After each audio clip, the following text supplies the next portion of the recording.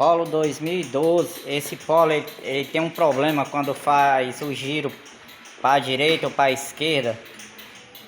É como se estivesse travando a mola aqui na suspensão. A gente retirou aqui o amortecedor fora. É comum do Polo, do Fox, do Gol, Cross Fox. É os que usam esse tipo de coxinha aqui. É comum deles travar o coxinho do amortecedor e a mola, quando ele trava, a mola quer girar junto. Na verdade é para girar só o rolamento aqui. E é comum deles travar.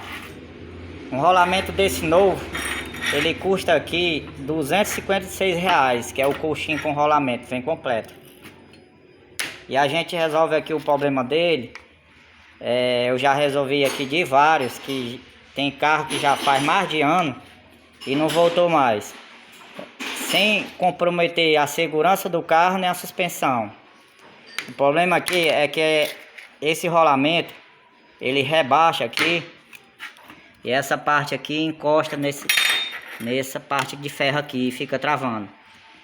Aqui a gente resolve, fica melhor do que botar um novo. Já coloquei novo, com 2 meses volta o problema de estar travando.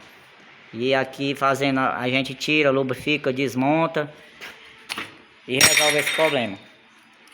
Tem carro aqui que a gente já fez, já está com mais de ano e não deu mais esse problema de travar o coxinho.